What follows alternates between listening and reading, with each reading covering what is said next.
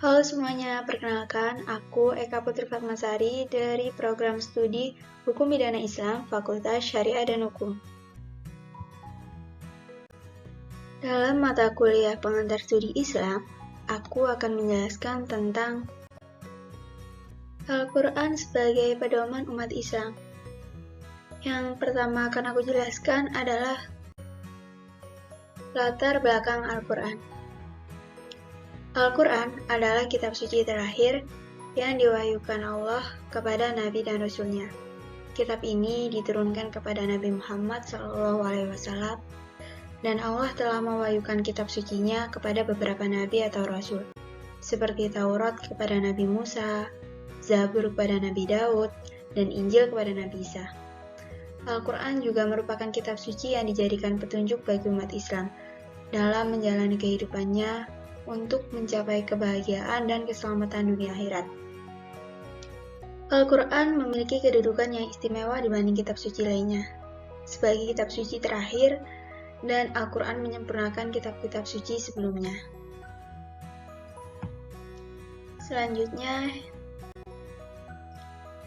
pengertian Al-Quran. Secara etimologi, ada beberapa pendapat tentang asal-usul kata Al-Quran.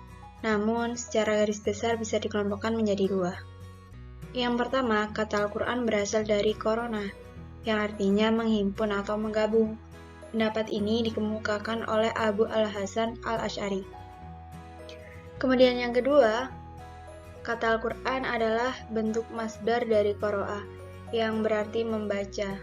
Al-Quran adalah masdar yang juga bermakna maf'ul. Jadi artinya bacaan. Pendapat ini disampaikan oleh Al-Lihyani. Sedangkan secara terminologi, Al-Quran memiliki berbagai definisi.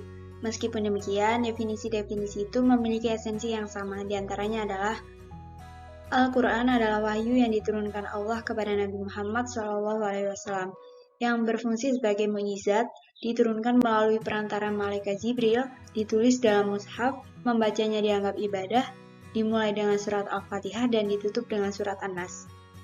Berdasarkan definisi-definisi tersebut, maka definisi yang sederhana dari pengertian Al-Quran adalah firman Allah yang diwahyukan kepada Nabi Muhammad SAW yang tertulis dalam bahasa Arab dan membacanya bernilai ibadah, sedangkan keterangannya diriwayatkan secara mutawir. Selanjutnya adalah Al-Quran sebagai sumber utama. Al-Quran yaitu wahyu yang sudah dijamin isinya dan juga terhindar dari campur tangan manusia, sehingga dengan diberkahinya Al-Quran tersebut menguatkan posisi Al-Quran sebagai sumber yang utama. Al-Quran sebagai sumber utama ajaran Islam dapat dirinci sebagai berikut. Yang pertama, sumber pokok syariah. Al-Quran mengajarkan tata cara menjalankan ibadah kepada Allah melalui perintah sholat, zakat, puasa, haji, dan sebagainya. Yang kedua, sumber pokok akhlak. Akhlak ketuhanan yang diajarkan di dalam Al-Quran adalah seperti ikhlas dalam beribadah hanya untuk Allah, mengharap rahmat dan ridhonya, menerima dengan rela segala keputusannya, dan mengutamakan kehidupan akhirat daripada dunia. Yang ketiga adalah sumber pokok akidah. Di sini Al-Quran juga menginformasikan tentang adanya hari akhir dan kehidupan akhirat kelak di mana setiap manusia harus mempertanggungjawabkan semua perbuatan yang pernah dilakukannya di dunia. Kemudian, ada manfaat belajar Al-Quran. Islam telah mendorong pemeluknya untuk belajar dan mengajarkan Al-Quran. Bahkan, Islam menetapkannya sebagai bentuk ibadah untuk mendekatkan diri seorang hamba kepada Rabb-Nya. Pahala dari ilmu orang yang belajar Al-Quran terus mengalir deras setelah seseorang meninggal dunia. Selama ilmunya itu terus dimanfaatkan di dunia, seperti yang pernah diriwayatkan oleh Abu Hurairah radhiyallahu anhu, bahwa Rasulullah SAW pernah bersabda, apabila manusia telah meninggal dunia, maka akan terputuslah amalnya, kecuali 3 perkara. Yang pertama adalah sedekah jariah, yang kedua ilmu yang bermanfaat, dan yang ketiga adalah anak soleh yang mendoakannya. Nah, teman-teman, jika belajar Al-Quran terus diamalkan di dunia, Maka dari itu, banyak manfaat kita dalam belajar Al-Quran, seperti berikut. Yang pertama, dapat menenangkan hati dan pikiran. Kemudian yang kedua, mendatangkan rahmat dari Allah. Yang ketiga, memberikan ketentraman bagi kita semua. Yang keempat, mendatangkan berbagai kebaikan. Yang kelima, mendapatkan perlindungan dari para malaikat. Dan yang keenam, membawa kemaslahatan di dunia dan akhirat kelak.